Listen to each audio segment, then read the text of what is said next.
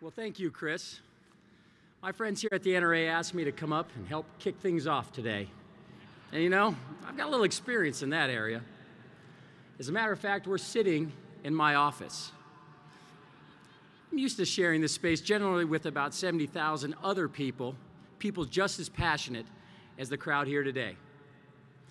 It's such an honor to be here, to be part of this event, and to share the stage with so many great Americans. And that's what the NRA stands for, isn't it? Honor, the honor of our country, and the right that we have as Americans to protect our freedoms, our homes, and our families. To say that we Americans are truly lucky is an understatement. No, actually it's a false statement, because it's not luck, but it's the hard work from all the dedicated NRA supporters to protect and to keep our God-given rights to bear arms and to uphold our family traditions.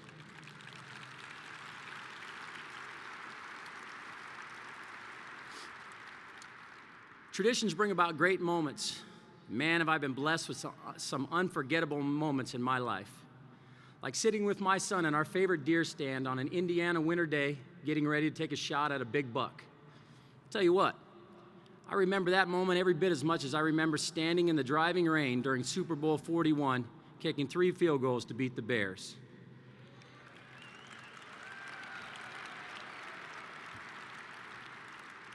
Colts won that Super Bowl that year for the first time since 1970. You know what else is cool? My son and I landed that big buck. I'll be honest with you, most of my fondest memories have happened off the football field while I was hunting, fishing, and just living in the great outdoors with my family and friends. Haven't been able to talk my beautiful wife over here, haven't been able to talk her into joining me at 4:30 a.m. on a frosty morning in the woods yet. She's been a hunter's widow.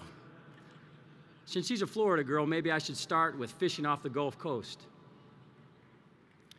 But I'm proud to say that she's been at the range on more than one occasion, and she knows how to handle a firearm for self-protection.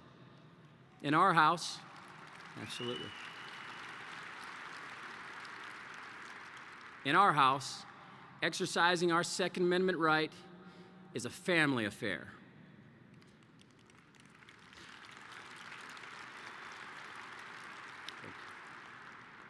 Hunting and firearms have been a big part of my life for as long as I can remember.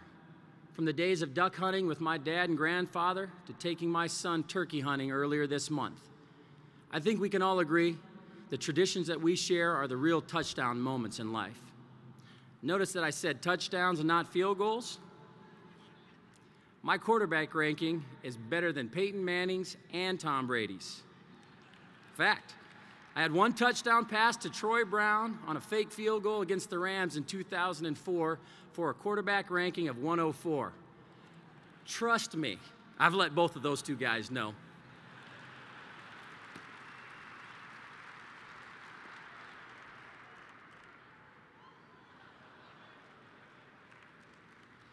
I guess my quarterback ranking just went down.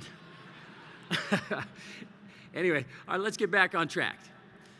Each hunt that I've experienced has left me with a great story or two. As a boy raised in South Dakota, I started hunting with my father about the time I was potty trained and could handle the cold without whining too much. But as a new hunter, there was just some things I didn't quite understand.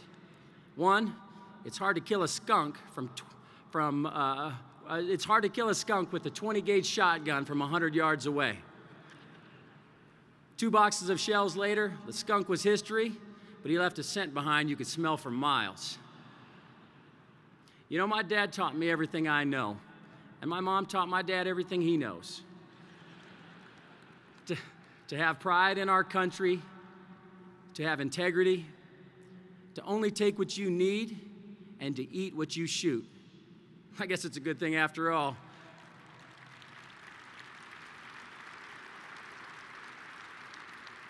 I guess it's a good thing after all that skunk got away. Just like there's camaraderie in getting together to watch a ball game, there's camaraderie in hunting.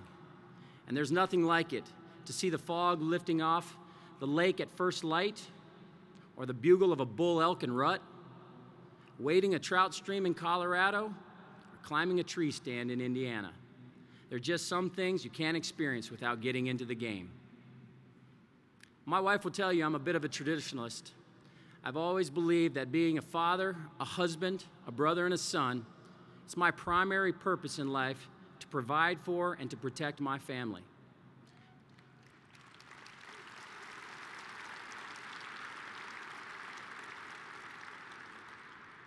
And that's why when people start talking about taking those rights away, I get a little scared. I think we all feel that way about losing our freedoms. But I'll tell you a little something I've learned about life from football. When you get scared, you get moving. You have to embrace that feeling of fear and not shy away from it.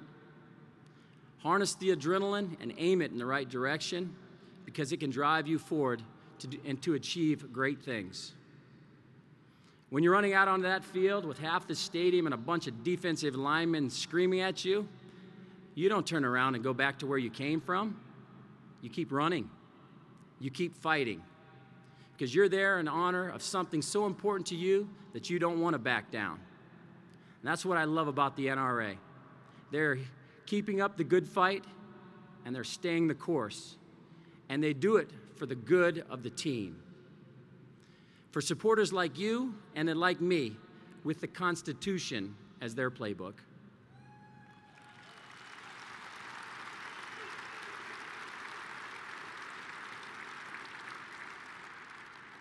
I want to thank all my fellow NRA members, and a special thanks to my fellow Hoosiers for coming out this afternoon.